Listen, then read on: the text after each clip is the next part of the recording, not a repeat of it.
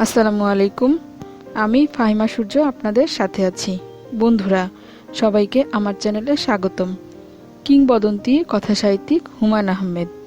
তার জন্ম ১৩ নভেম্বর ১৯৪৮ এবং প্রয়াণ ১৯ জুলাই ২০১২। হিমুকে অর্থাৎ হিমালয়কে কি আপনারা চেনেন? তার রহস্যময় জগৎ সম্পর্কে আপনাদের ধারণা কি? আপনাদের সাথে তার কি কখনো দেখা হয়েছে? অথবা আপনার কি কখনো মনে হয়েছে আমাদের সবার ভেতর একজন হিমু বাস করে? হুমায়ূন আহমেদ সেই হিমুকে বের করে নিয়ে এসেছিলেন, যে একই সঙ্গে খুবই চেনা আবার একেবারেই অচেনা, যে কখনো সত্যি কথা বলে না আবার কখনোই মিথ্যা কথা বলে না। কেমন করে তা সম্ভব? হ্যাঁ বন্ধুরা, আজ আপনাদের শোনাবো এই তুঙ্গ স্পর্শী জনপ্রিয় অমর কথা সাহিত্যিক হুমায়ূন আহমেদের উপন্যাস হিমুর নীল জ্যোৎস্না। বইটি বড় বিধায় খণ্ড খণ্ড আকারে আমার চ্যানেলে আপলোড দিয়েছি। প্রথম খণ্ডের ভিডিও লিংক ডেসক্রিপশন বক্সে দেয়া আছে। চলুন তবে শুরু করি হিমুর নীল জ্যোৎস্না উপন্যাসের দ্বিতীয় খণ্ড। সকলকে আমন্ত্রণ হিমুর অ্যান্টিলজিক্যাল আশ্চর্য জগতে। বৃদ্ধা বললেন, ড্রাইভারকে বলো গাড়ি নিয়ে বের হতে, যেখান থেকে পারে 7 আপ আনবে। কেয়া বৃদ্ধার দিকে তাকিয়ে বলল, নানু, আমরা দুজন রাতে কোথায় ঘুমাবো? বৃদ্ধা মুখ চাওয়াচাওয়ি করতে লাগলেন। আমি বললাম, এরা দুজন আজকের রাতটা আপনাদের সঙ্গে থাকবে। বৃদ্ধার আবারও মুখ চাওয়াচাই। খেয়া বলল, রাতে আমি নানুর সঙ্গে ঘুমাবো। কেয়া বলল, আমিও নানুর সঙ্গে ঘুমাবো। বৃদ্ধা বললেন, এরা কারা? কোত্থেকে এসেছে? আমি বললাম, আপনি অতি কঠিন প্রশ্ন করেছেন, যার উত্তর কেউ জানে না। জ্ঞান বিজ্ঞানে বহুদূর এগিয়ে গেলেও আমরা জানি না আমরা কোত্থেকে এসেছি, কেন এসেছি। যাই হোক, সকালে এসে আমি ওদের কিছুক্ষণের জন্য থানায় নিয়ে যাব। বৃদ্ধা বললেন, থানায় কেন? আমি বললাম, এরা লস্ট প্রপার্টির খোঁজ থানায় দিতে হবে। বৃদ্ধা বললেন, এরা তোমার কেউ না? জি না। পথে কুড়িয়ে পেয়েছ? প্রায় সেরকমই। বৃদ্ধা বিড়বিড় করে বললেন, কমল এই রকম কাজ করত। অসময়ে ছোট ছোট ছেলে মেয়ে বাসায় নিয়ে এসে বলতো, মা এ আজ সারাদিন না খেয়ে আছে, ওকে ভাত খাওয়াও। কত রাগ করতাম কমলের উপর। বৃদ্ধ বললেন, কমলের প্রসঙ্গ থাক। বৃদ্ধা হ্যাঁ সূচক মাথা নাড়লেন। তার চোখ দিয়ে টপ টপ করে পানি পড়ছে। তিনি নিজেকে সামলাতে পারছেন না। আমি বললাম, কমল কতদিন হলো মারা গেছে? বৃদ্ধ বলল, অনেক দিন, প্রায় 20 বছর। আমার ধারণা এই বৃদ্ধ কমলকে ভুলে গিয়েছিলেন। প্রকৃতি একটা বিশেষ ঘটনা ঘটিয়ে আবার মনে করিয়ে দিয়েছে। প্রকৃতি এমন খেলা সবসময় খেলে। আমাকে রাতটা কমল কুটিরে কাটাতে হলো। বৃদ্ধ শুরু থেকে কঠিন মুখ করে ছিলেন। হঠাৎ তিনি কঠিন অবস্থা থেকে তরল অবস্থায় চলে গেলেন। তিনি বললেন, আমার স্ত্রী তোমাকে তার ছেলের মতো দেখছে। সেই ছেলে দুপুর রাতে চলে যাবে? তুমি ফাজলামি করছো? গেস্ট রুমে তোমার জন্য ব্যবস্থা করেছি, আরাম করে ঘুমাও। তোমার কি সমস্যা? বাচ্চা দুটির কি সমস্যা আমি জানতে চাচ্ছি না। যাকে আমার স্ত্রী সন্তানের মতো দেখছে সে আমার কাছেও সন্তান। তোমাদের সমস্যা পরে শুনবো, এখন ঘুমাও। আমি হার্টের রোগী, রাত জাগা আমার জন্য নিষেধ, আমার স্ত্রীর জন্য নিষেধ। তুমি বলেছিলে বাচ্চা দুটিকে থানায় নিতে হবে, নিয়ে যাও, কিন্তু আবার ফিরে আসবে।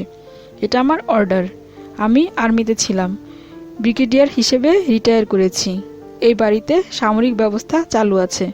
আমার অর্ডারের বাইরে কিছু হয় না, বুঝেছ? আমি বিকট চিৎকার দিয়ে বললাম, yes sir, I understand sir. বৃদ্ধ হেসে ফেললেন। তার হাসি দেখে বাচ্চা দুটা হাসতে শুরু করলো। ভেতর থেকে বৃদ্ধা ছুটে এলেন। কিছু না জেনে তিনিও হাসতে শুরু করলেন। ভোরে ঘুম ভেঙেছে। আমি খেয়াকে নিয়ে বসেছি। তাদের বাবার খোঁজ বের করা দরকার। বৃদ্ধা দুজনেই ঘুমে। তারা অনেক রাত পর্যন্ত জেগেছিলেন। বেলা পর্যন্ত ঘুমাবেন, এটাই স্বাভাবিক। কেয়া বাবার মোবাইল নাম্বার জানে। সেই নাম্বারে টেলিফোন করলাম। একটি মেয়ে রোবটদের গলা নকল করে বলল, সংযোগ দেওয়া সম্ভব না, আপনি যদি ভয়েস মেইল কিছু বলতে চান ইত্যাদি। আমি বললাম, কেয়া নাম্বারটা ভুল না তো? কেয়া বলল, নাম্বারটা ভুল মামা। খেয়া বলল, নাম্বারটা ভুল মামা, অবশ্যই ভুল, 100 বার ভুল। ছোট মেয়েটার মধ্যে বড় বোনের কথা ব্যাখ্যা করার প্রবণতা আছে। বড় মেয়েটা দেখি ছোটটার কথা ব্যাখ্যা করে। যতই সময় যাচ্ছে এদের অদ্ভুত গুণাবলী প্রকাশিত হচ্ছে। তারা বাবাকে নিয়ে মোটেই ব্যস্ত না। তাদের মা কোথায় জিজ্ঞেস করেছিলাম। বড়টা বলল বলা যাবে না, ছোটটা বলল বলা ঠিক হবে না, বললে বড় আপার পাপ হবে। আমি বললাম, পাপ হলে বলার দরকার নেই, চলো ধানমন্ডি থানায় যাই। তোমরা কোথায় আছো জানিয়ে আসি, তোমার বাবা দুশ্চিন্তা করবেন। খেয়া বলল, দুশ্চিন্তা করবে না। কেয়া বলল, ও ঠিকই বলেছে, দুশ্চিন্তা করবে না, একটুও করবে না। আমি বললাম, দুশ্চিন্তা না করলেও জানানো দরকার। তোমার বাবা ধানমন্ডি থানাতে খোঁজ করবেন। চলো যাই, থানার ঝামেলা শেষ হোক, তোমাদের এখানে দিয়ে যাব। ওসি সাহেব ছিলেন না, বসন্ত দাগওয়ালা আছেন। আজ তার গায়ে খাকি পোশাক, শার্টের পকেটের উপর নাম লেখা। মনে হয় তার নাম আব্দুল গফুর। প্লাস্টিকের র উঠে গেছে বলে নাম এখন আব্দুল গফু। এই থানার সবার নাম থেকে একটা করে অক্ষর উঠে যাচ্ছে কেন কে জানে। ব্যাপারটা ইচ্ছাকৃত না তো? আমাকে দেখে গফু সাহেব আনন্দিত হলেন বলে মনে হলো। তিনি পাশের কনস্টেবলকে বললেন, এদের হাজতে ঢুকিয়ে দাও, কুইক। আমি বললাম, কি কারণে হাজতে ঢোকাচ্ছেন জানতে পারি? আজকে খবরের কাগজ পড়েছ? জি না স্যার। খবরের কাগজ পড়া থাকলে বুঝতে কেন হাজতে। তোমার কপালে আছে পাকিস্তানি ডলা। বলেই তিনি ওয়াকি টকিতে কাকে যেন বললেন, আসামির সন্ধানে যেতে হবে না স্যার, আমি নিজেই ধরা দিয়েছি। আসামি নিজেই ধরা দিয়েছে। এই তো আমার সামনে, সঙ্গে 2টা ট্যাবলেট। জি স্যার, হাজতে পাঠিয়ে দিচ্ছি। না, ট্যাবলেট 2টার বিষয়ে কিছু জানি না, এক্ষুনি জানছি, ওভার। গফু সাহেব ওয়াকি টকি নামিয়ে আমার দিকে তাকিয়ে বললেন, এরা কারা? আমি বললাম, বড়জনের নাম কেয়া, তারপরটার নাম খেয়া।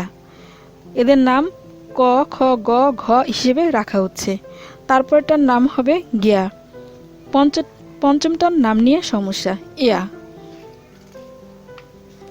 তুমি দেখি রসে টইটুম্বুর, রসমালাই হয়ে গেছো। জিভ দিয়ে রস বের করে শুকনা খড় বানিয়ে ফেলবো। তুমি বাচ্চা দুটার কে? কেউ না, তবে ওরা আমাকে মামা ডাকছে। কথায় আছে না, বাঁশতলার বিয়াইছে গাই, সেই সূত্রে মামা ডাকাই। গফু হুঙ্কার দিয়ে উঠলেন, ফাজলামি একদম বন্ধ। বাচ্চা দুটির বাবা কোথায়? আমি বললাম, জানি না স্যার। কেয়া বলল, স্যার আমিও জানি না। খেয়া বলল, বড় আপা সত্যি জানে না, আল্লাহর কসম জানে না। বাবা কি করে? আমি বললাম, উনি একজন বিশিষ্ট চোর স্যার। চুরির দায়ে 3বার ওনার চাকরি গেছে। সর্বশেষ চাকরি গেছে রড চুরির কারণে। এরা 2 বোন হলো চোর কন্যা। এই তোমরা স্যারকে সালাম দাও। দুজনই একসঙ্গে বলল, সালাম আলাইকুম, সালাম আলাইকুম, সালাম আলাইকুম। গফু বললেন, এই ট্যাবলেট 2টাকে হাজতে ঢোকাও, এরা গুরুত্বপূর্ণ তথ্য দিতে পারে। আমি বললাম, স্যার একটা খবরের কাগজ কি দেয়া যাবে? কি অপরাধে হাজতবাস সেটা কাগজ পড়ে জানতাম। আর একটা কথা না। কেয়া বলল, এত জোরে ধমক দিবেন না স্যার, আমি ভয় পাই। খেয়া বলল, বড় আপা খুব ভয় পায়, আল্লাহর কসম বড় আপা ভয় পায়। আমার হাতে যে খবরের কাগজ তাতে সেকেন্ড লিড নিউজ হচ্ছে। টকশোতে রবীন্দ্রনাথ, মন্ত্রী বিভ্রান্ত, স্টাফ রিপোর্টার। একটি টিভি চ্যানেলে লাইভ টকশোতে অবিকল কবিগুরু রবীন্দ্রনাথ ঠাকুরকে দেখা গেছে। তিনি বন ও পরিবেশ মন্ত্রীর সঙ্গে একটি টকশোতে অংশ নেন। মন্ত্রী মহোদয় পুরোপুরি বিভ্রান্ত হয়ে পড়েন। তিনি বারবার অনুষ্ঠান সম্প্রচার বন্ধ করতে বলেন, তারপরেও শো বন্ধ হয় না। শেষ পর্যন্ত উনি ক্ষিপ্ত ভঙ্গিতে উঠে দাঁড়ানোর পর একটি রবীন্দ্রনাথের গানের অনুষ্ঠান শুরু করা হয়। যেসব দর্শক কিছুক্ষণের জন্য হলেও প্রোগ্রামটি দেখেছেন তারাও মন্ত্রী মহোদয়ের মতোই বিভ্রান্ত। মন্ত্রী মহোদয়ের সঙ্গে যোগাযোগ করা হলে তিনি বলেন, এটি বিরোধী দলের স্থূল ষড়যন্ত্র। জনতার কাছে তার গ্রহণযোগ্যতা কমাতে এই সাজানো নাটকের আয়োজন করা হয়েছে। স্বরাষ্ট্র মন্ত্রণালয় থেকে প্রেস বিজ্ঞপ্তির মাধ্যমে জানানো হয়েছে যে কথিত রবীন্দ্রনাথকে গ্রেপ্তার করা হয়েছে, তাকে রিমান্ডে নেওয়ার ব্যবস্থা করা হচ্ছে। রবীন্দ্রনাথ অনেক গুরুত্বপূর্ণ তথ্য দিয়েছেন। অনেক রাঘব বোয়াল ঘটনার সঙ্গে জড়িত বলে প্রাথমিকভাবে জানানো হয়েছে। এই প্রতিবেদক কথিত রবীন্দ্রনাথের সঙ্গে দেখা করতে গিয়ে জানেন পুলিশের কাস্টডিতে এমন কেউ নেই। ওসিকে সাময়িকভাবে ক্লোজ করা হয়েছে। পুলিশের আইজি জানিয়েছেন, পুলিশের দিক থেকে কোনো অবহেলা হয়ে থাকলে দায়ী ব্যক্তি কঠোর শাস্তি পাবে। চ্যানেল আঁকি কর্তৃপক্ষের কেউ টেলিফোন ধরছেন না। চ্যানেল আঁখির মুখপাত্র হিসেবে ভাসান খান বলেছেন, ব্যাপারটা ক্ষুদ্র ভুল বোঝাবুঝি। জনৈক অভিনেতা রবীন্দ্রনাথ চরিত্রে অভিনয় করতে গিয়ে ভুলক্রমে টকশোর প্রোগ্রামে চলে যান। ভুল ধরা পড়া মাত্র অনুষ্ঠান সম্প্রচার বন্ধ করা হয়েছে। ভাসান খানের কাছে নাটকের নাম এবং পরিচালকের নাম জানতে চাইলে ভাসান খান আমতা আমতা করতে থাকেন। প্রতিবেদক ব্যাপক অনুসন্ধান করেও এমন কোনো নাটকের সন্ধান পাননি।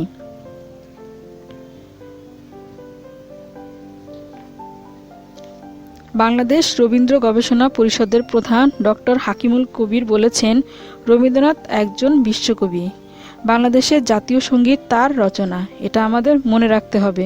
ভুল সুর এবং ভুল উচ্চারণে রবীন্দ্রনাথের গান গাওয়া বর্তমানে ফ্যাশন হয়ে দাঁড়িয়েছে। চ্যানেল আঁখি এই ফ্যাশনের আগুনে বাতাস অতীতে দিয়েছে, এখনও দিচ্ছে।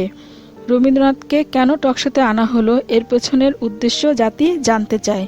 রবীন্দ্র গবেষণা পরিষদ পুরো ঘটনার বিচার বিভাগীয় তদন্ত দাবি করেছে। বিচার বিভাগীয় তদন্ত দাবি করে দেশের বুদ্ধিজীবীরা আগামীকাল মানববন্ধনের কর্মসূচি দিয়েছেন। কাগজে মন্ত্রী মহোদয়ের সঙ্গে কথিত রবীন্দ্রনাথের একটি ছবি ছাপা হয়েছে। ছবিটা প্রচারিত অনুষ্ঠান থেকে নেওয়া। ছবিটা দেখা যাচ্ছে রবীন্দ্রনাথ ঠাকুর মন্ত্রী মহোদয়কে এক পুরিয়া গাঁজা নিতে সাদাসাদি করছেন। এরকম খবর ছাপা হওয়ার পর হইচই পড়ে যাওয়াটাই স্বাভাবিক। আমি হাত থেকে কাগজ নামাতে নামাতে বললাম, লাগ ভেল কি লাগ। কে বলল, মামা আমাদের কি জেল হয়ে গেছে? আমি বললাম, সেরকমই মনে হচ্ছে। খেয়া বলল, আমরা পাপ করেছি, এজন্য আমাদের জেল হয়েছে। পাপ করলে জেল হয়। কেয়া বলল, পাপ করলে ফাঁসিও হয়। মামা আমাদের ফাঁসি হবে না তো? সম্ভাবনা কম। খেয়া বলল, ফাঁসি হলে জিভ এরকম বের হয়ে থাকে, তাই না মামা? খেয়া মুখ থেকে জিভ বের করে দেখালো। কেয়া বলল, হয় নাই এরকম। খেয়া বলল, না এরকম, আমি দেখেছি তো। কেয়া বলল, আমিও তো দেখেছি। আমি বললাম, কোথায় দেখেছ? খেয়া বলল, বলবো না, বললে আল্লাহ পাপ দিবে। আমি বললাম, থাক তাহলে, বলার দরকার নেই। কেয়া খেয়া চুপ করে আছে। চুপ না থেকে অবশ্য উপায়ও নেই, কারণ দুজনের জিভ মুখ থেকে বের করা। ফাঁসির পর জীবের অবস্থার প্রদর্শনী। আমি বড় ধরনের রহস্যের সন্ধান পাচ্ছি। রহস্যের জট খোলার হলে খুলবে, তাড়াহুড়া করলে আন্ধা গিট্টু লেগে যাবে। আল্লাপাক এজন্যই বলেন, হে মানব সন্তান, তোমাদের বড়ই তাড়াহুড়া। আমি কাগজ পাঠে মন দিলাম। বিভিন্ন জায়গায় ছাত্রলীগ তাদের বিজয় কেতন উড়িয়ে যাচ্ছে। শিক্ষক লীগ এখনও পথে নামেনি, তবে নেমে যাবে। একটা খবর যথেষ্ট পুলকিত বোধ করলাম। আওয়ামী লীগ এবং ছাত্রলীগ মিলিয়ে নিজের পকেটের টাকা খরচ করে 5টা রাস্তা পাকা করে ফেলেছে। জনগণের দুঃখে কাতর হয়েই তারা কাজটা করেছে। কাজের টেন্ডার বাজারে ছাড়ার আগেই কাজ শেষ। টেন্ডারে যেহেতু কাজ তারাই পাবে, আগে করে ফেলতে কোনো সমস্যা নাই, বরং সুবিধা আছে। কাজ খারাপ হচ্ছে এই নিয়ে তদারকি করার কেউ নেই, তাদের পয়সাও খাওয়াতে হবে না। নাজমুল হুদ এসেছেন। হাজতের দরজা খুলে আমাকে তার কাছে নেওয়া হলো। আমার সঙ্গে কেয়া খেয়া। ওসি সাহেব বললেন, এই বাচ্চা দুধটা জিভ বের করে রেখেছে কেন? আমি বললাম, জানি না স্যার। ওরা কি সবসময় জিভ বের করে রাখে? মিনিট 10 আগে জিভ বের করেছে, তারপর থেকে আর ঢোকাচ্ছে না। স্ট্রেঞ্জ। এই তোমরা জিভ মুখে ঢোকাও। দুজন সঙ্গে সঙ্গে জিভ ঢুকিয়ে আবার বের করে ফেলল। ওসি সাহেব চমৎকৃত হয়ে বললেন, চাইল্ড সাইকোলজি বোঝা কঠিন। আমার সাইকোলজি পড়ার শখ ছিল, কি মনে করে ইংরেজি পড়লাম। এই বাচ্চারা জিভ মুখে ঢুকাও। দুজনের জিভ ঢুকলো এবং সঙ্গে সঙ্গেই বের হয়ে এলো। ওসি সাহেব আবারও বললেন, স্ট্রেঞ্জ। এখন তার চোখে রীতিমতো মুগ্ধতা। আমার দিকে তাকিয়ে বললেন, পুরো ব্যাপারটার একটা ভিডিও করে রাখলে কেমন হয়? আমি বললাম, ভালো হয় স্যার। ওসি সাহেব খানিকটা ঝুঁকে এসে বললেন, মোবাইল ফোনের ফালতু ভিডিও না, প্রফেশনাল ভিডিও। আমার শালাকে খবর দেই, সে প্যাকেজ নাটক বানায়। নাম হিরণময় কারিগর, ছদ্মনাম ভালো নাম সানাউল্লাহ। তার কোনো নাটক দেখেছেন? আমি বললাম, জি না স্যার, আমিও দেখি নাই। নাটক দেখার সময় কোথায়? চোর ডাকাত আর সন্ত্রাসী দেখে সময় পাই না। আমার শালা বলেছে তার একটা নাটক ভালোবাসা দিবসে প্রচার হবে। নাটকের নাম ভালোবাসার 3 কাহন। 3টা মেয়ে একটা ছেলেকে ভালোবাসে, শেষে ঠিক হয় লটারি হবে। লটারিতে যে মেয়ের নাম উঠবে সেই ছেলেটিকে বিয়ে করতে পারবে, বাকিরা দূরে সরে যাবে। লটারিতে 3 জনের নামই একসঙ্গে ওঠে। নাটক এখানেই শেষ। আমি বললাম, 3 জনের নাম একই সঙ্গে কিভাবে উঠবে? ওসি সাহেব বললেন, আমিও একই প্রশ্ন আমার শালাকে করেছিলাম। সে বলল, নাটকের এটাই ক্লিক, পর্দায় দেখতে হবে। আচ্ছা আচ্ছা, এই কন্যারা জিভ ভেতরে চলে গেল, তবে এবার আর বের হলো না। ওসি সাহেব বিভ্রান্ত হয়ে গেলেন, হতাশ গলায় বললেন, এদের সমস্যাটা কি? জিভ বের করছে না কেন? এই জিভ বের করো, বের না করলে কঠিন শাস্তি। শাস্তির কথায় দুই কন্যার ভাবান্তর হলো না। তারা কঠিন মুখ করে বসে রইল। নাজমুল হুদ আমার দিকে তাকিয়ে বললেন, কাগজ পড়েছেন? আমি বললাম, জি স্যার। কোনো বক্তব্য আছে? আপনার জন্য খারাপ লাগছে স্যার। আমার জন্য খারাপ লাগছে কেন? আপনি সাময়িক বরখাস্ত হয়েছেন, এই জন্য খারাপ লাগছে। নাজমুল হুদের মুখে আনন্দের হাসি দেখা গেল। তিনি হঠাৎ এত আনন্দিত কেন বুঝতে পারছি না। ভদ্রলোকের হাবভাব যথেষ্টই বিস্ময়কর। তিনি আমার দিকে সামান্য ঝুঁকে এসে বললেন, আমরা পুলিশরা হচ্ছি কাকের মতো। কাকের মাংস কাক খায় না, পুলিশের মাংস পুলিশ খায় না।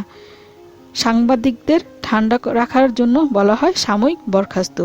এক থানার ওসি ক্লোজ হলে অন্য থানায় তাকে ওপেন করা হয়। এখন কি পরিষ্কার? জি স্যার। দেশে নিউজের আকাল বলে নিউজ তৈরি করা হচ্ছে।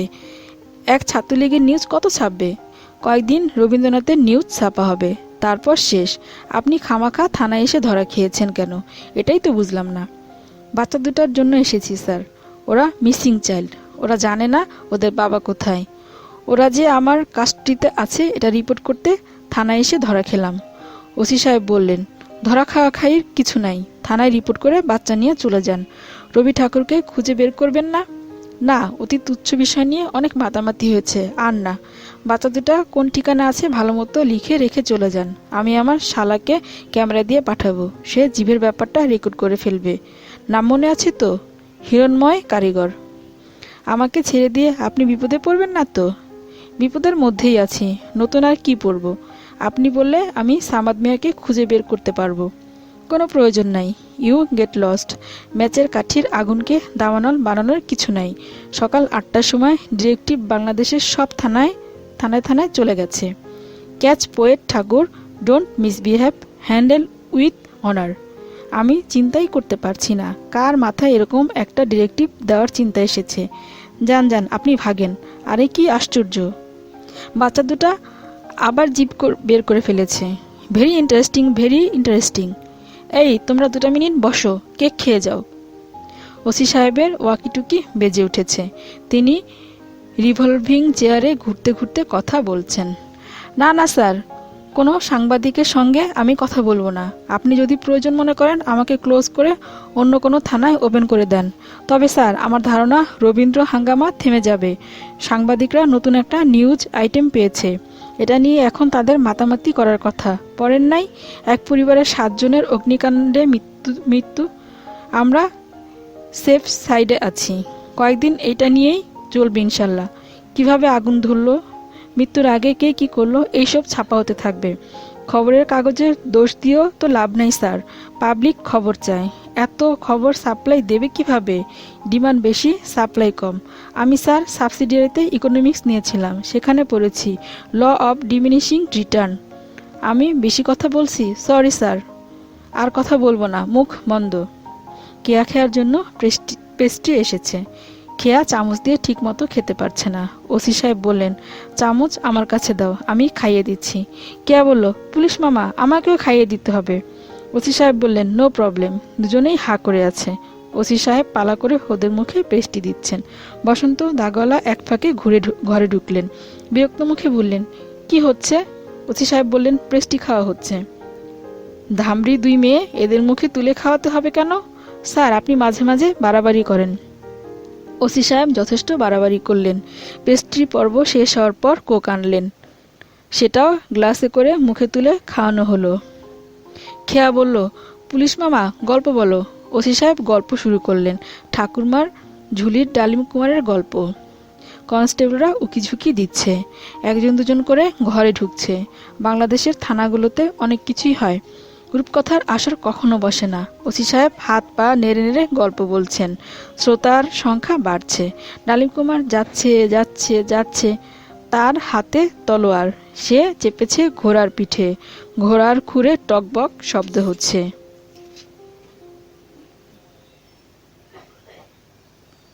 হিমুর গল্প সবসময় উত্তম পুরুষে লেখা হয়। এই চ্যাপ্টার থেকে হিমু উত্তম পুরুষে লেখা হচ্ছে না। হিমু পাঠে অভ্যস্ত পাঠকদের সাময়িক সমস্যা হতে পারে, আমি দুঃখিত, কিছু করার নেই। চতুর্থ অধ্যায়ের শুরুতেই পাত্রপাত্রী কে কোথায় আছে কি করছে জানিয়ে দেই। কেয়া খেয়া এরা দুজন কমলকুটিরে মহাসুখে আছে। বৃদ্ধ ধমকাধমকি করেও কিছু করতে পারছেন না। তাদের জন্য জামা জুতা কেনা হয়েছে, দুজনই বারবিডল উপহার পেয়েছে।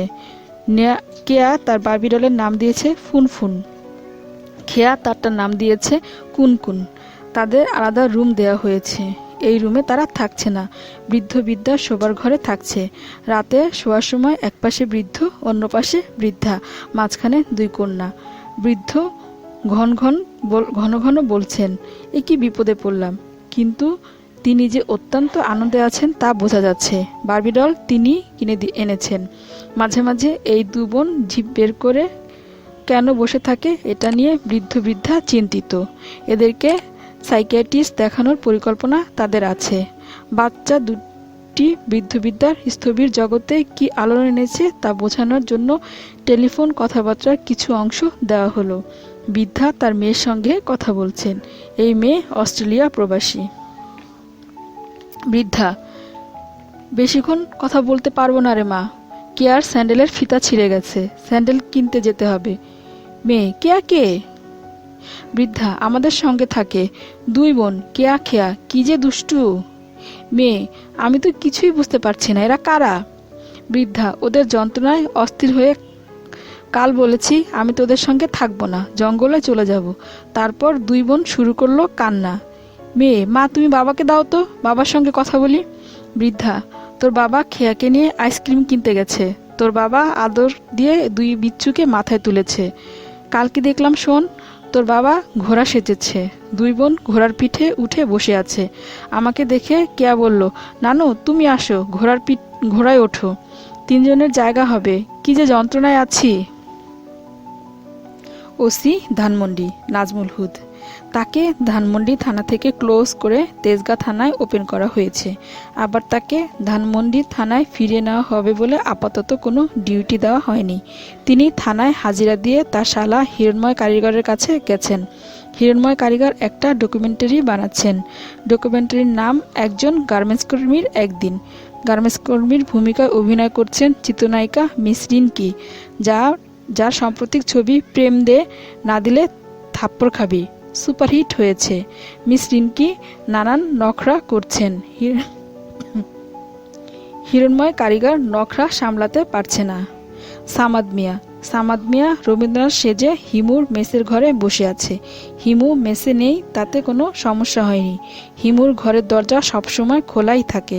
তাকে নিয়ে যে খবরের কাগজে বিরাট হইচই হচ্ছে এটা সে জানে বলে আবারও রবীন্দ্রনাথ সাজা। এবারের সাজ আগের বারের চেয়েও ভালো হয়েছে। মেসের অনেকেই উকি মেরে তাকে দেখে যাচ্ছে। একজন এসে তার মেয়ের জন্য অটোগ্রাফ নিয়েছে। সামাদ ইংরেজিতে অটোগ্রাফ দিয়েছে, সেখানে লেখা বি হ্যাপি, দুটা পি এর জায়গায় একটা পি। ইংরেজি বানানে সামাদ সামান্য দুর্বল। মেসের ম্যানেজার ভোর বাংলা নামের পত্রিকার সম্পাদককে জানিয়েছে যে রবীন্দ্রনাথ নিয়ে এত হইচই তাদের কাগজে হয়েছে, তিনি বাংলা মেসে উপস্থিত আছেন। ভোর বাংলার সিনিয়র সাংবাদিক ফজলু মোটরসাইকেল নিয়ে রওনা হয়েছেন, তার সঙ্গে সিনিয়র ফটো সাংবাদিক ময়না ভাই আছেন। তারা মালিবাগের কাছে জ্যামে আটকা পড়েছেন। ভয়ঙ্কর জ্যাম, আজ সারাদিনে ছুটবে এরকম মনে হয় না।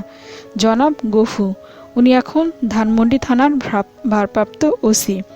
তিনি যে কাজকর্মে আগের ওসির চেয়েও দক্ষ তার প্রমাণ করার সিদ্ধান্ত নিয়েছেন। হিমুর মেসের ঠিকানায় অভিযান চালাবার জন্য ফোর্স নিয়ে জিপে উঠে বসে আছেন।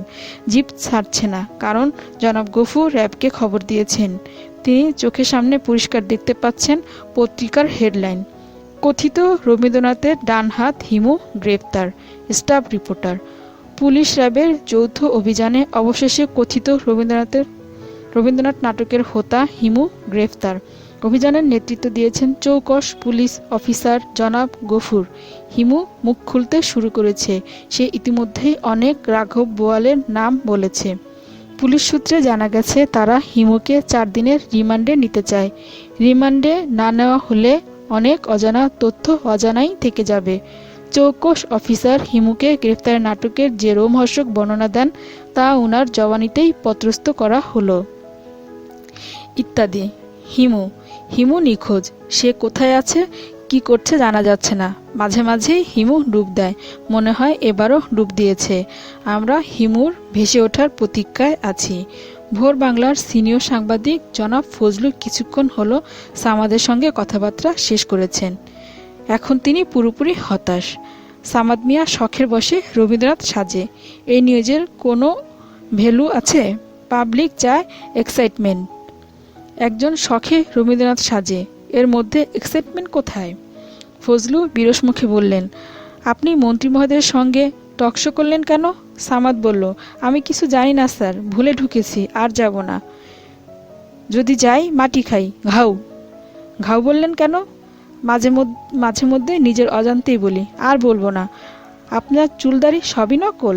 জি, তবে টাইট ফিটিং। টান দিয়ে দেখেন। ফজলু দাড়ি টানাটানির কোনো আগ্রহ বোধ করলেন না। সংবাদের হেডলাইন কি দেবেন এই নিয়ে তার চিন্তা।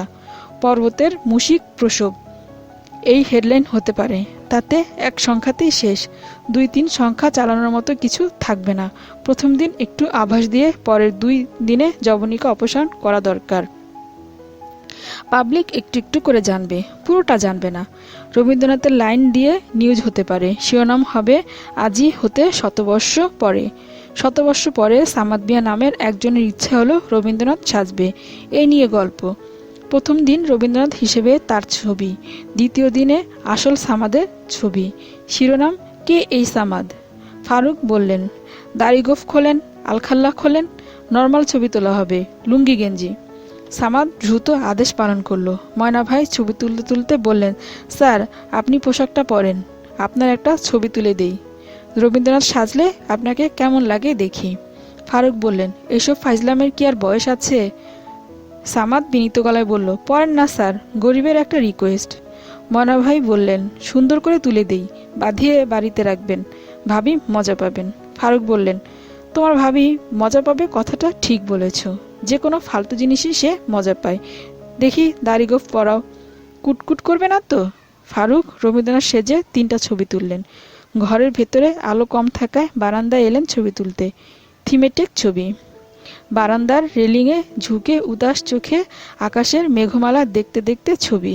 মনা ভাই একই সঙ্গে রবীন্দ্রনাথ এবং আকাশ ধরার চেষ্টা করছেন। এই সময় অফিসার গফুর র্যাবনি বারান্দায় ঢুকলেন। অত্যন্ত ক্ষিপ্রতায় কবিগুরু হাতে হ্যান্ডকাপ পরিয়ে দেওয়া হলো। তিনি ওয়াকিটকিতে তৎক্ষণাৎ ডিআইজি সাহেবকে জানালেন, কবিগুরু under arrest sir, over. Senior staff reporter এবং সিনিয়র ফটোগ্রাফ দুজনই থানা হাজতে। ভয়ঙ্কর অপরাধী ছাড়া কাউকে থানা হাজতে হ্যান্ডকাপ পরিয়ে রাখার নিয়ম নেই, কিন্তু সিনিয়র স্টাফ রিপোর্টার জনাব ফারুককে অতিরিক্ত নিরাপত্তার কারণে হ্যান্ডকাপ পরিয়ে রাখা হয়েছে।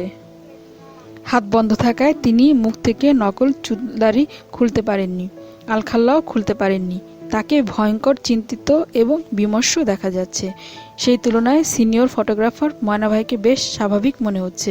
তিনি বেশ আয়েশ করেই সিগারেট টানছেন। ফারুক বললেন, হ্যান্ডকাফ খোলার ব্যবস্থা করুন, গলা চুলকাচ্ছে, চুলকাতে পারছি না। ময়না ভাই বললেন, আমি কিভাবে হ্যান্ডকাফ খুলব? চাবি তো আমার কাছে না। কোথায় চুলকাতে হবে ঠিক মতো বলুন, আমি চুলকিয়ে দিচ্ছি। গলা সামনের দিকে না পিছনের দিকে? আরেকটা কথা স্যার, বিপদে অস্থির হতে নাই, আপনি বেশ অস্থির। থানার সামনে ক্যামেরা হাতে বিভিন্ন চ্যানেলের লোকজন। এদের মধ্যে দুজন সাহেবও আছেন। তারা সিএনএন থেকে কাভার করতে এসেছেন। তাদের কাউকেই হাজতীদের সঙ্গে দেখা করতে হচ্ছে না। তবে শোনা যাচ্ছে পুরো ঘটনা জানিয়ে একটা প্রেস ব্রিফিং করা হবে। ব্রিফিং করবেন ভারপ্রাপ্ত ওসি জনাব গফু। তিনি এখন বাথরুমে বসে আছেন। বাথরুমে নাপিত এসেছে, সে তাকে শেভ করে দিচ্ছে। সকালে তাড়াহুড়োর কারণে শেভ করা হয়নি। এতগুলো ক্যামেরার সামনে মুখ ভর্তি খোঁচা খোঁচা দাড়ি নিয়ে যাওয়া যায় না। দ্রুত শেভ করতে গিয়ে ঝামেলা হয়েছে। নাপিতের খুরের টানে গালের কোনো ভেইন কেটেছে, রক্ত পড়ছে। তুলো চেপেও রক্ত বন্ধ হচ্ছে না। নাপিত একটা পাকিস্তানি থাপ্পড় খেয়ে তবদা মেরে গেছে। প্রেস ব্রিফিং শুরু হয়েছে। গফু গালে তুলা চেপে ধরেই সাংবাদিকদের সঙ্গে কথা বলছেন। দেশি বিদেশি সাংবাদিক ভাই ও বোনেরা আমার, গোপন সংবাদের ভিত্তিতে আমরা জানতে পারি কথিত রবীন্দ্রনাথ একটা মেজবাড়ির কক্ষে মিটিং করছে তার পরবর্তী কার্যক্রম ঠিক করার জন্য। কাল বিলম্ব না করে আমি থানার ফোর্স, 4 জন র্যাব ভাই এবং বিশেষ প্রশিক্ষণপ্রাপ্ত 2টি কুকুর নিয়ে অকুলস্থলে হানা দেই। গোপন সূত্রের খবর বেশিরভাগ ক্ষেত্রেই ভুল প্রমাণিত হয়। আল্লাহ পাক রাব্বুল আলামিনের অনুগ্রহে এবার ভুল প্রমাণিত হয় নাই।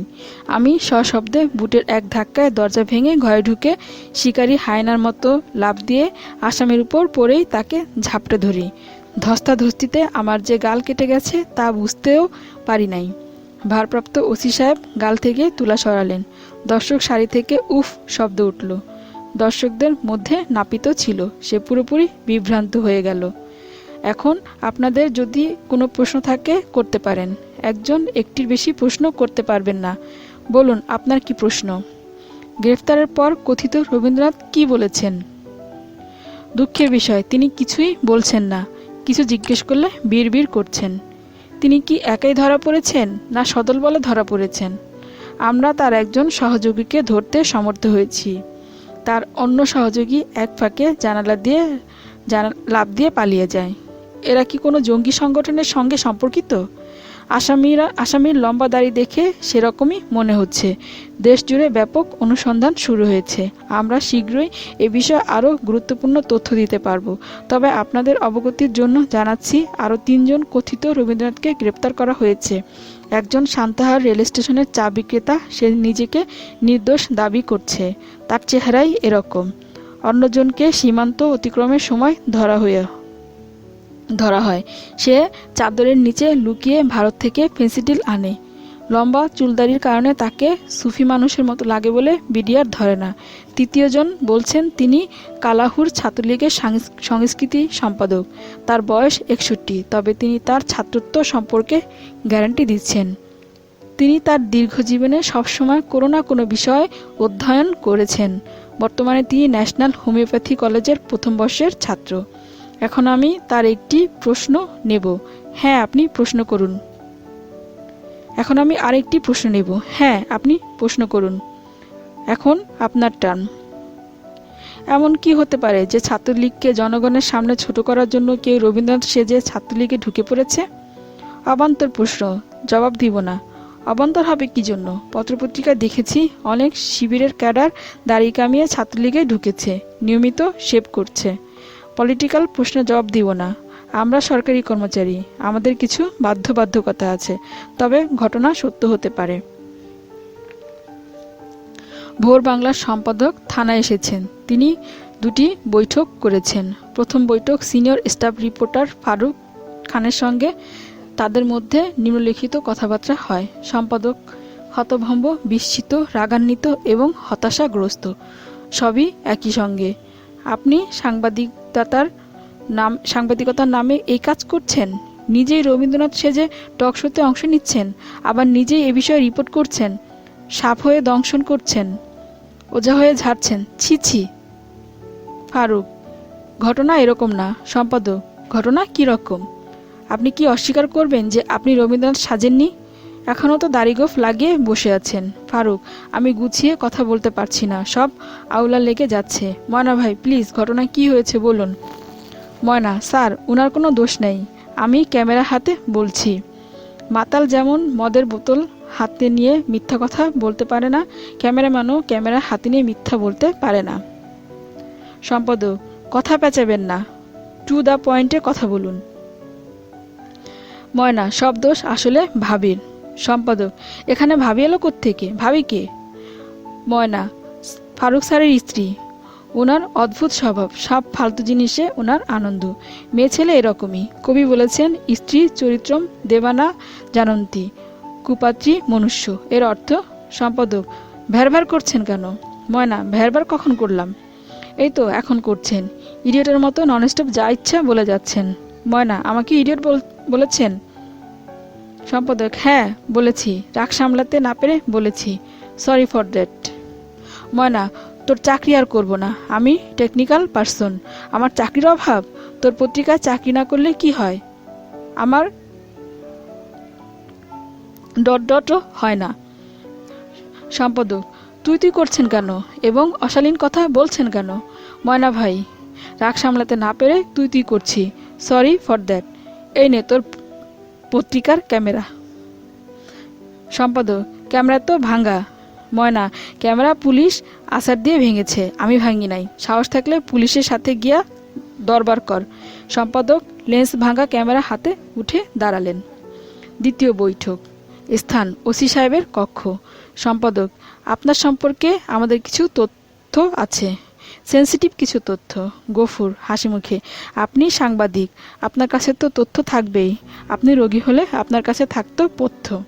সম্পাদক, রসিকতা করার চেষ্টা করবেন না, আমি উন্মাদ পত্রিকার সম্পাদক না। আমার পত্রিকার নাম ভোর বাংলা। যা বলছি মন দিয়ে শুনুন। একটা পত্রিকার অনেক ক্ষমতা। পত্রিকা এমন এক রিপোর্ট করতে পারে যে এক রিপোর্টে আপনার চাকরি শেষ। রিপোর্টের কারণে আপনাকে জেলের ভাত খেতে হচ্ছে। কি রিপোর্ট? সম্পাদক, যেমন ধরুন, ভাসমান পতিতাদের কাছ থেকে আপনি নিয়মিত তাদের আয়ের একটা অংশ নিয়ে থাকেন। তাদের একজনের নাম সমিতা, তাকে প্রায় আপনার বিশেষ শারীরিক প্রয়োজনে সাড়া দিতে হয়। গফুর অবাক, সমিতা কে?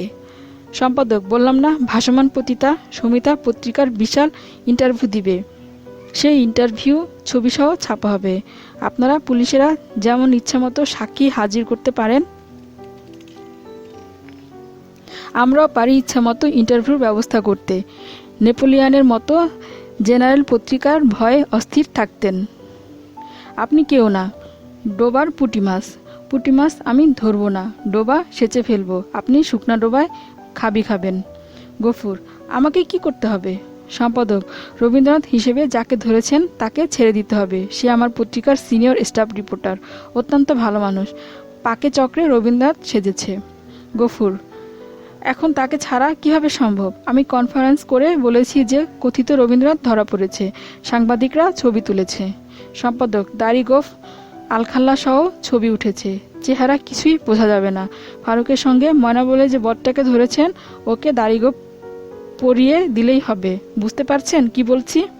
গফুর একই সঙ্গে হতাশ, চিন্তিত, বিস্মিত এবং রাগত। সম্পাদক, কথা বলছেন না কেন? আপনি কি চান একজন রিপোর্টার আপনার পেছনে লাগিয়ে দেয় যাতে সে আপনার নারী নক্ষত্র বের করে নিয়ে আসতে পারে? আপনি নিশ্চয়ই কাউকে না কাউকে হাজতে পিটিয়ে মেরে ফেলে বলেছেন হার্ট অ্যাটাকে মারা গেছে। এখন বলুন, ফারুক কি ছাড়া পাচ্ছে? ওসি, অবশ্যই পাচ্ছে। আপনার মতো একটা মানুষের অনুরোধ আমি রাখবো না, তা কি হয়? সম্পাদক, ময়না বলে যেটা আছে ওইটাকে একটু সাইজ করে দিবেন, এটা আমার ব্যক্তিগত অনুরোধ। আগের অনুরোধ ছিল পত্রিকার পক্ষ থেকে। আপনার কি গল্প কবিতা লেখার বদভ্যাস আছে? জি না। গল্প কবিতা কিছু লেখা থাকলে পাঠিয়ে দিবেন, সাহিত্য পাতায় ছাপিয়ে দেব। ধানমন্ডি থানার ক্লোজ হাউস ওসি নাজমুল হুদ অনেকদিন পর বিমলানন্দ উপভোগ করছেন। চোর ডাকাতের পেছনে দৌড়াতে হচ্ছে না, গুরুত্বপূর্ণ মানুষজন টেলিফোনে গুরুত্বহীন বিষয়ে কথা বলছেন না, মন্ত্রী মহোদয়ের পলিটিক্যাল পিএসরা হুমকি ধামকি করছে না। তিনি তার শালক হিনময় কারিগরের কাজ দেখছেন। তার বসার জায়গা হয়েছে সুপারহিট নায়িকা মিস রিনকির কাছাকাছি। মাঝখানে দুটা ফাঁকা চেয়ার আছে, তিনি ইচ্ছা করলে একটা চেয়ার ডিঙিয়ে নায়িকার পাশে বসতে পারেন। যে কোনো কারণেই হোক তার সাহস হচ্ছে না। শোনা গেছে এই নায়িকা নানান নখরা করে, তাকে তেমন কোনো নখরা করতে দেখা যাচ্ছে না। নায়িকা একটু পরপর হ্যান্ডব্যাগ থেকে আয়না বের করে এক দৃষ্টিতে আয়নার দিকে তাকিয়ে থাকছে। এটা নিশ্চয়ই নখরার মধ্যে পড়ে না। নাজমুল হুদকে নাস্তা দেওয়া হয়েছে, ট্যাবলেট সাইজের সিঙ্গারা। নাজমুল অতি সুস্বাদু 6টা সিঙ্গারা খেয়ে ফেলেছেন, আরও খেতেন, চক্ষু লজ্জায় খেতে পারছেন না। নায়িকা মিস রিনকির সামনেও কাঁচামরিচ পেঁয়াজসহ এক গাদা সিঙ্গারা দেয়া হয়েছে। নায়িকা একটা সিঙ্গারা ভেঙে খানিকটা মুখে দিয়ে মুখ বিকৃত করেছেন। এরপর ওসি সাহেবের পক্ষে 2 হালি সিঙ্গারা খেয়ে ফেলা যায় না। কিছুক্ষণ আগে মিস রিনকির একটা শট হয়েছে। গার্মেন্টস ফ্যাক্টরি থেকে বের হয়ে এসে চুরিওয়ালার কাছ থেকে কি সুন্দর করেই না চুরি কেনার অভিনয় করলো, অসাধারণ। মিস রিনকি এদিক ওদিক তাকিয়ে বললেন, পানি খাবো? আশেপাশে কেউ নেই। ওসি সাহেব উঠে দাঁড়ালেন। কত বদমাইশকে নিজের হাতে চায়ের কাপ তুলে দিয়েছেন, আর ইনি সম্মানী মহিলা। অপূর্ব অভিনয়। মিস রিনকি পানির গ্লাস হাতে নিলেন, ছোট্ট চুমুক দিলেন, জিভ ভেজানোর মতো কয়েক ফোঁটা পানি মুখে নিলেন, অন্যদিকে তাকিয়ে বললেন, ধন্যবাদ। নায়িকারা নায়ক ছাড়া আর কারো চোখের দিকে তাকিয়ে কথা বলে না। ওসি সাহেব বললেন, আপনার চুরি কেনার দৃশ্য দেখে মুগ্ধ হয়েছি। ও আচ্ছা, কেন মুগ্ধ হয়েছি বলবো? যদি বিরক্ত না হন অল্প কথায় বলি। মিস রিনকি হ্যাঁ না কিছু বলল না। পানির গ্লাসে আরেকবার ছোট্ট চুমুক দিল। ওসি সাহেব বললেন, আপনি চুরিওয়ালার সামনে বসলেন, হাত ভর্তি করে চুরি পড়লেন, অনেক দরাদরি করলেন, দরে বনল না, মন খারাপ করে সব চুরি ফেরত দিলেন। হাত থেকে চুরি বের করার সময় 2টা চুরি ভেঙে গেল। আপনি ভাঙা চুরির দাম দিয়ে চলে যাচ্ছিলেন, আবার ফিরে এসে ভাঙা চুরি 2টা নিয়ে চলে গেলেন। অসাধারণ, অসাধারণ। আমার হাতে অস্কার পুরস্কার থাকলে আজই একটা পেয়ে যেতেন। বসুন। বসুন, দাঁড়িয়ে আছেন কেন? ওসি সাহেব বললেন। রিনকি বসলেন। ওসি সাহেব বসলেন। রিনকি বলল, এখানে যা করেছি সব নিজে বুদ্ধি খাটিয়ে করেছি। ডিরেক্টর শুধু বলেছে আপনি হাতে চুরি পরবেন, দাম না বানায় হাত থেকে চুরি খুলে দিয়ে চলে যাবেন। বাড়তি কাজ অর্থাৎ চুরি ভেঙে যাওয়া, ভাঙা চুরির টাকা দেওয়া এবং ভাঙা চুরি নিতে আবার আসা সব আমার চিন্তা থেকে করেছি। আবারও বলছি, অসাধারণ। আপনাকে ধন্যবাদ। আমার কপাল খারাপ, সব অগামগা বগা ডাইরেক্টরের হাতে পড়ি। এই ডাইরেক্টর কেমন? হিরণময় কারিগর। অগামগা বগার মধ্যে কোনো ক্লাসে পড়ে? সে সর্বনিম্ন পর্যায়ে, বগা শ্রেণীর, বগার চেয়েও খারাপ। ছগা বলতে পারেন। ঠিকই বলেছেন, আসলেই ছগা। 2বারে এসএসসি পাশ করেছে, ইন্টারমিডিয়েট আটকে গেছে। সেদিন এক পত্রিকায় ছগার ইন্টারভিউ ছাপা হয়েছে। ছগা বলেছে সে অস্ট্রেলিয়া থেকে সিনেমাটোগ্রাফির উপর ডিগ্রি নিয়ে এসেছে। ডিগ্রি তো দূরের কথা, অস্ট্রেলিয়া কোথায় তাই ছগাটা জানে না। তাকে চিনেন? আমার ছোট শ্যালক। সরি, না জেনে অনেক কিছু বলেছি। না জেনে কেন বলবেন, জেনে শুনেই বলেছেন। হাতি চেনে মাহুতকে, সাপ চেনে ওঝাকে, নায়িকা চেনে ডিরেক্টরকে। আপনি খুব গুছিয়ে কথা বলেন। আপনি কি অভিনয় করেন? না, তবে আপনাকে দেখে অভিনয় করার ইচ্ছে হয়েছে। জানি পারবো না। চা খাবেন? চা দিতে বলবো? বলুন। এখন কোন শট হবে? বলতে পারছি না। ডিরেক্টর বলতে পারবেন। নাজমুল হক ছোট্ট নিঃশ্বাস ফেলে বললেন, দৃশ্য নেওয়াকে যে শট বলে তাই জানতাম না। পুলিশের লোক তো, আমার কাছে শট মানে গুলি করা। আপনি পুলিশ ডিপার্টমেন্টে? জি, ধানমন্ডি থানার ওসি ছিলাম, এখন আমাকে ক্লোজ করা হয়েছে। আপনার ছেলে মেয়ে কি? বিয়ের 2য় দিনে আমার স্ত্রী মারা যান, তারপর আর বিয়ে করি নাই। একদিকে ভালোই হয়েছে, পুলিশের চাকরিতে ঘরে ফিরতে ফিরতে কোনোদিন রাত 2টা বাজে, কোনোদিন 3টা বাজে। রেহনুমা 2য় দিনে মরে গিয়ে বেঁচে গেছে। আপনার স্ত্রী বিয়ের 2য় দিনে মারা গেছেন শুনে মন খারাপ লাগলো। আমার আসলেই মনটা খারাপ হয়ে গেছে। ওসি সাহেব বললেন, 2য় দিনে মারা গেছে এটা মন খারাপ করার মতো কোনো ঘটনা না। সে ফাঁস নিয়ে মারা গেছে, অন্য জায়গায় প্রণয় ছিল, জোর করে বিয়ে দিয়েছে, কাজেই বিয়ের শাড়ি ফ্যানের সঙ্গে লাগিয়ে ফাঁসিতে ঝুলে পড়েছে। ওহ গড! আপনার এই স্ত্রীর পরিবারের সদস্যের সঙ্গে তারপর আপনার যোগাযোগ আছে? কেন থাকবে না? রেহনুমা মারা গেছে, তার বাবা মা ভাই বোন এরা তো বেঁচে আছে। রেহনুমার ছোট ভাই ছোট বোন দুজনই দুলাভাই দুলাভাই বলতে পাগল।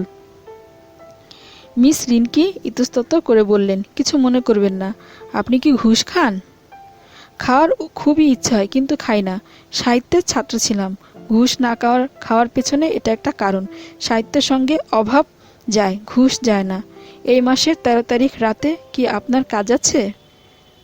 চাকরি থাকলে কাজ থাকবে, না থাকলে ফ্রি। কেন বলুন তো? 13 তারিখ আমার জন্মদিন। আমি সবসময় চেষ্টা করি জন্মদিনের রাতে 13 জন ভালো মানুষ আমার সঙ্গে ডিনার করবেন। আপনাকে আমি সিলেক্ট করলাম, আমার জন্মদিনে আপনার নিমন্ত্রণ। আমি ভালো মানুষ? প্রাথমিকভাবে সেরকমই মনে হচ্ছে, জীবনে প্রথম কেউ আমাকে ভালো মানুষ বলল। যাই হোক, এখন বলুন, আপনাকে নিয়ে 13 নাকি বাদ দিয়ে 13? আমাকে নিয়ে 13, যীশু খ্রিস্টের লাস্ট সাপারের মতো। হ্যাঁ, 13 জনের মধ্যে কতজন জোগাড় হয়েছে? আমি তো আছি, আমাকে ছাড়া আর মাত্র 2 জন জোগাড় হয়েছে। একজন আপনি, অন্যজনকে আপনি চিনবেন না। তার প্রধান কাজ রাতের ঢাকা শহরের পথে পথে হাঁটা। তার ভালো নাম হিমালয়, ডাকনাম হিমু। অনেক দিন হয়ে গেল তার সঙ্গে আমার যোগাযোগ নেই। আপনি পুলিশের লোক, আপনি কি তাকে 13 তারিখের আগে খুঁজে বের করতে পারবেন? কি নাম বললেন? হিমু। নাজমুল হুদের কাছে নামটা পরিচিত মনে হচ্ছে। হিমু যে চোর ডাকাত কেউ না, এটা বোঝা যাচ্ছে। চোর ডাকাতের নাম তার মনে থাকে, ভালো মানুষের নাম মনে থাকে না। তিনি নিশ্চিন্ত মিস রিনকির নাম তার মনে থাকবে না, তবে মিস রিনকিকে নিয়ে 2 লাইনের ছড়া বানালে নামটা মনে থাকবে। ভালো মানুষের নাম তিনি এইভাবে মনে রাখেন। আনন্দ ফিনকি, নায়িকা রিনকি। এই তো হয়েছে। রিনকি নাম তিনি আর ভুলবেন না। তিনি বিড়বিড় করে কয়েকবার ছড়াটা বললেন, যাতে কখনো ভুলে না যান। রিনকি বলল, বিড়বিড় করে কি বলছেন? নাজমুল হুদ বললেন, কিছু না, কিছু না। তাকে অত্যন্ত লজ্জিত মনে হলো। আরেকটা ছড়া তার মাথায় এসেছে। রিনকির চোখ কালো, এই মেয়েটা ভালো। সকাল 10:05। বঙ্গবন্ধু গবেষণা কেন্দ্রের প্রধান কঙ্কন ভাই তালা খুলে গবেষণা কেন্দ্রে ঢুকলেন। মেঝেতে অনেকগুলো পত্রিকা পড়ে আছে। তিনি পত্রিকার সংখ্যা গুনলেন। তার ভুরু খানিকটা কুঁচকালো। মাত্র 4টা পত্রিকা। গবেষণা কেন্দ্র থেকে সব পত্রিকা অফিসে চিঠি গেছে নিয়মিত সৌজন্য সংখ্যা পাঠানোর জন্য। গবেষণার জন্য পত্রিকা প্রয়োজন, সবাই পাঠাচ্ছে না, চিঠিতে কাজ হবে না। কিসলুকে পাঠাতে হবে। সোজা আঙ্গুলে ঘি না উঠলে কিসলুর আঙ্গুলে ঘি আনতে হবে। কঙ্কন ভাইয়ের পত্রিকা পড়ার অভ্যাস নেই, তার কোনো কিছুই পড়ার অভ্যাস নেই। তারপরেও একটা পত্রিকা হাতে নিলেন। নাম ভোর বাংলা। পত্রিকার প্রধান খবর,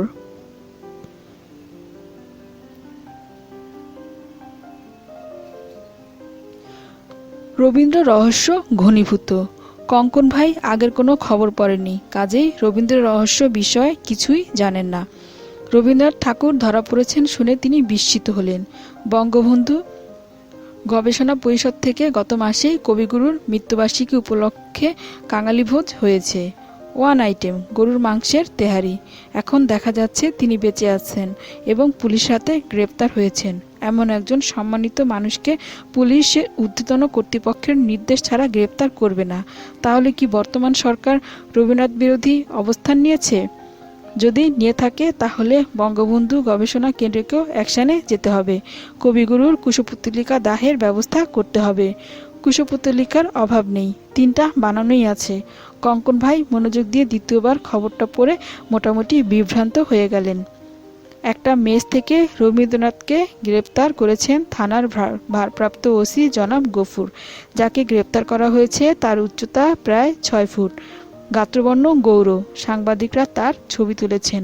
কয়েক ঘন্টার ব্যবধানে রবীন্দ্রনাথ বদল হয়েছেন। দেখা গেছে হাজতে রবীন্দ্রনাথের উচ্চতা 3 ফুট, গাত্রবর্ণ ঘন কৃষ্ণ। ভারপ্রাপ্ত ওসিকে স্ট্যান্ড রিলিজ করা হয়েছে।